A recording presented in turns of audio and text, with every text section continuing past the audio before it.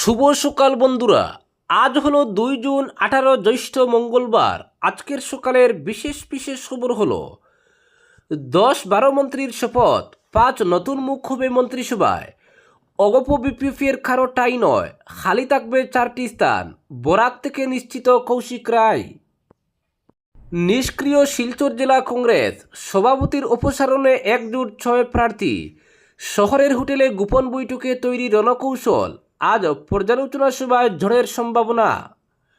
মণিপুর, মিজোরাম, উড়িষ্যা, সিকিমে শুরু এসআইআর।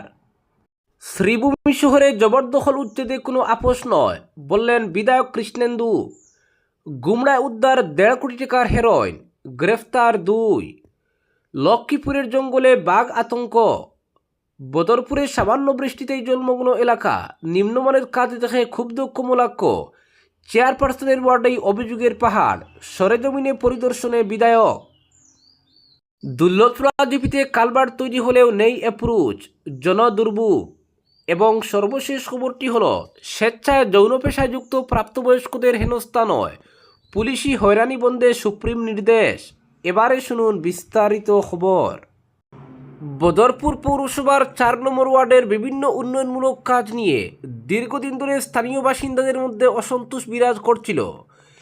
এসব একাধিক অভিযোগের ভিত্তিতে শনিবার সরেজমিন এলাকা পরিদর্শন করেন কাটিগড়ার বিধায়ক কমলাক্ষ দেব পুরকায়স্থ। উল্লেখ্য, 4 নম্বর ওয়ার্ডটি পৌরসভার চেয়ারপারসন রুবিনাগের নিজস্ব ওয়ার্ড। এদিন পরিদর্শনকালে স্থানীয় বাসিন্দারা বিধায়কের কাছে অভিযোগ করে বলেছেন, পৌরসভার উদ্যোগে নির্মিত রাস্তাটির কাজ অত্যন্ত নিম্নমানের হয়েছে। এলাকায় জল নিষ্কাশনের উপযুক্ত ব্যবস্থাও নেই, ফলে সামান্য বৃষ্টিতেই রাস্তাঘাট ও আশপাশের এলাকায় জল জমে যায়। অনেক বাড়িঘরেও জল প্রবেশ করে।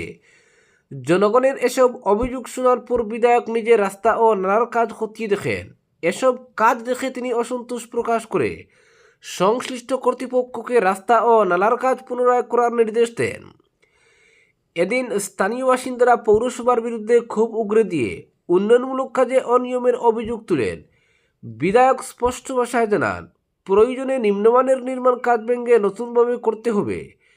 বিশেষ করে এমনভাবে নালা ও রাস্তা নির্মাণ করতে হবে যাতে বৃষ্টির জল দ্রুত নিষ্কাশিত হয় এবং সাধারণ মানুষকে আর দুর্ভোগ পোহাতে না হয়। বিধায়কের এই পরিদর্শনের পর এলাকাবাসীর আশা, দীর্ঘদিনের এই সমস্যার স্থায়ী সমাধান হবে। পরবর্তী খবরটি হলো, দেওয়ান চা বাগানের ইসলামপুর রাজবংশী বস্তি এলাকায় বাঘ আতঙ্ক ছড়িয়ে পড়েছে। লোকালয় সংলগ্ন বিভিন্ন জঙ্গলে বাঘের আনাগোনা টের পেয়ে প্রাণ বয়ে জঙ্গলে কাজ করতে যাওয়া বন্ধ করে দিয়েছেন অধিকাংশ শ্রমিক। স্থানীয় সূত্রে জানা গেছে, গত 1.5 মাস ধরে এই এলাকায় বাঘের উপদ্রব নাকি শুরু হয়েছে। শ্রমিকরা জঙ্গলে কাজ করতে গিয়ে প্রথম বাঘের উপস্থিতি টের পান। জঙ্গল থেকে বেরিয়ে এসে বাঘের দল গৃহপালিত গবাদি পশুদের উপর আক্রমণ চালাচ্ছে। ইতিমধ্যে বাঘের থাবায় বহু গরু ও মহিষের মৃত্যু হয়েছে বলে খবর পাওয়া গেছে। তবে স্বস্তির বিষয় এই যে এখন পর্যন্ত কোনো মানুষের হতাহত হওয়ার খবর পাওয়া যায়নি। এলাকাবাসীর অনুমান, এই জঙ্গলগুলোতে ছোট বড় মিলিয়ে অন্তত 3 থেকে 4টি বাঘ রয়েছে। গবাদি পশুর উপর এদের হিংস্র আক্রমণ দেখে আতঙ্কের দিন কাটাচ্ছেন স্থানীয়রা। নিজেদের জীবন বাঁচাতে বর্তমানে সিংহভাগ শ্রমিক জঙ্গলে কাজ করা বন্ধ করে দিয়েছেন। জানা গেছে, বিষয়টি জানতে পেরে পরিস্থিতি নিয়ন্ত্রণে মাঠে নেমেছে জিরিঘাট বন বিভাগ। বনকর্মীরা বন্যপ্রাণীগুলির অবস্থান শনাক্ত করতে এবং গ্রামীণ মানুষের নিরাপত্তা সুনিশ্চিত করতে এলাকায় নজরদারি শুরু করেছেন। পরবর্তী খবরটি হলো, গুমড়ায় উদ্ধার 1.5 কোটি টাকার হেরোইন, গ্রেফতার 2। মাদকদ্রব্য বিরোধী অভিযানে ফের একবার সফলতা পেল কাছাড় পুলিশ। কাটিগড়ার কালাইনচড়া থেকে উদ্ধার হয়েছে বিপুল পরিমাণ নিষিদ্ধ হেরোইন। এই সূত্রে সন্দেহজনক 2 পাচারকারীকে আটক করা হয়েছে। গোপন সূত্রে পাওয়া খবরের ভিত্তিতে সোমবার অতিরিক্ত পুলিশ সুপারের নেতৃত্বে 6 নং জাতীয় সড়কের কালাইনচড়ায় অভিযান চালায় পুলিশ। পুরাতন এমবি গেট সংলগ্ন এলাকায় জাতীয় সড়কে চালানো এই অভিযানের সময় এক বিলাসী গাড়ি থেকে উদ্ধার হয় নিষিদ্ধ হেরোইন। সূত্র জানায়, অভিযানের সময় বিলাসী ওই গাড়িতে তল্লাশি চালালে হেরোইন ভর্তি 22টি সাবান কেস উদ্ধার হয়।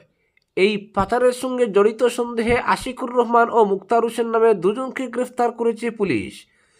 ধৃত 2 জনের বাড়ি নগাঁও বলে জানা গেছে। উদ্ধার হওয়া হেরোইনের বাজার মূল্য 1.5 কোটি টাকা হবে বলে পুলিশ সূত্রে খবর। পরবর্তী খবরটি হলো শ্রীভূমি শহরে জবরদখল উচ্ছেদে কোনো আপোষ নয় বললেন বিধায়ক কৃষ্ণেন্দু পাল। জবরদখল উচ্ছেদ হবেই শ্রীভূমি শহরে, এ নিয়ে কোনো দ্বিমত নেই।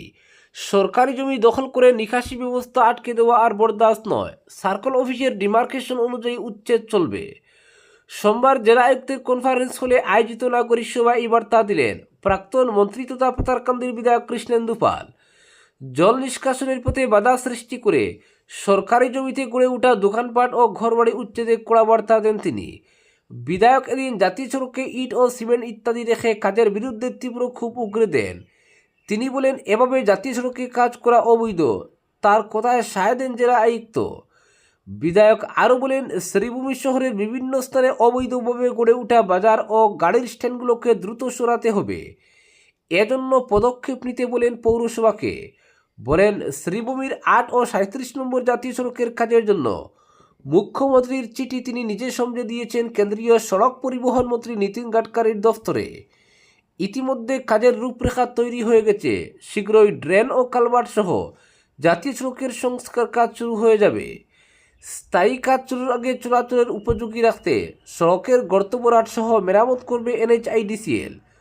অন্যদিকে শহরের এক প্রতিষ্ঠিত ব্যবসায়ীর উপর হামলার ঘটনার নিন্দা জানিয়ে দুষ্কৃতীদের গ্রেফতার না হওয়ায় অসন্তোষ ব্যক্ত করেন বিধায়ক। তিনি সভায় উপস্থিত পুলিশ কর্তাকে শীঘ্রই দুষ্কৃতীদের গ্রেফতার করার জন্য বলেন। প্রাক্তন সাংসদ মিশন রঞ্জন দাস সভায় শহরের নাগরিক দুর্ভোগ নিয়ে সরব হয়ে মাস্টার ট্রেন তৈরির ক্ষেত্রে যেসব অনিয়ম হয়েছে সেসব তথ্য তুলে ধরেন। তিনি অভিযোগ করে বলেন, শ্রীভূমি পৌর এলাকায় মাস্টার ট্রেন নির্মাণের নামে সর্বনাশ টাকা হয়েছে।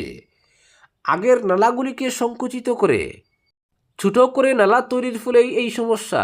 তিনি সোজাসাপটা বলেন, পরিকল্পনাবিহীন মাস্টার ড্রেনেজ প্রকল্পের জন্যই এই জটিল পরিস্থিতি।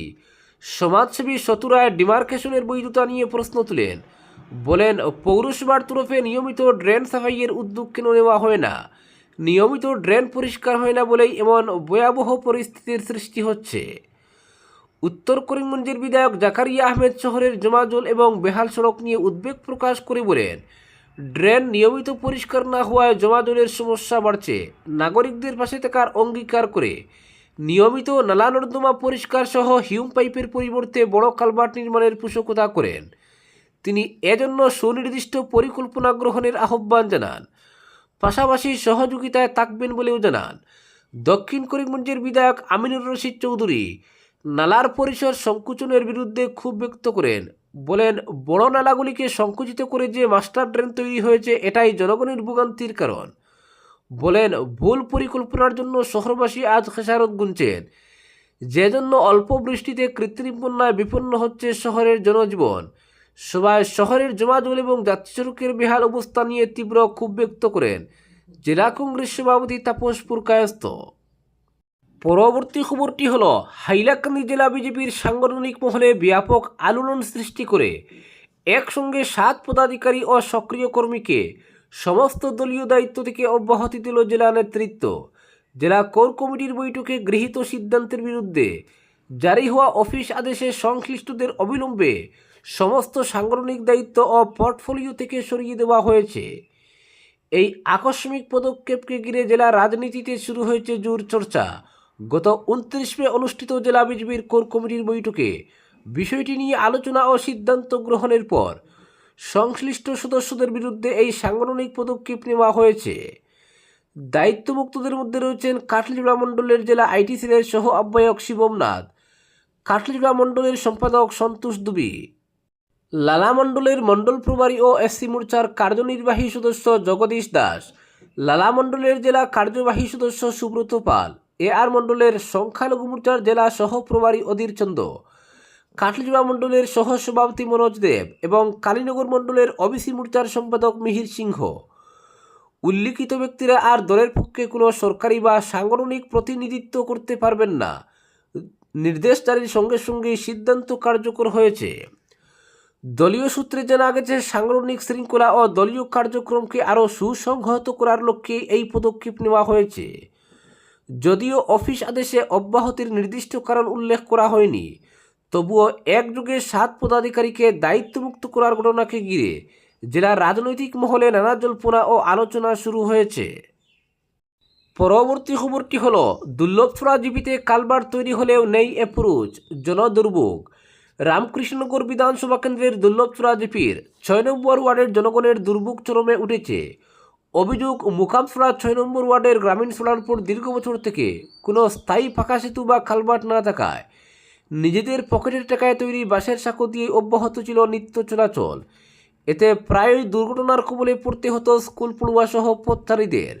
যদিও গ্রামের যোগাযোগ বিচ্ছিন্নতার দায় সরাসরি ছিল দুর্লভছড়া গ্রাম পঞ্চায়েতের ব্যর্থতার পর, তবুও ভোটের মুখে এসবের খেসারত বা জবাবদিহি করতে হয়েছিল কেন্দ্রের বিধায়ককে। পরবর্তীতে পরিস্থিতি বাগে আনতে সরার পর তড়িঘড়ি গড়ে তোলা হয় পাকা কালভার্ট, কিন্তু প্রায় ৩-৪ মাস পেরিয়ে যাওয়ার পরেও কালভার্টের উভয় পাশে হয়নি অ্যাপ্রোচের কাজ। মানে কালভার্ট ওঠার জন্য দুপাশে করা হয়নি মাটি ভরাটের কাজ, যার ফলে বর্ষার মরশুমে চূড়ান্ত দুর্ভোগের মধ্যে পড়েছেন গ্রামের জনগণ সহ স্কুল পড়ুয়ারা।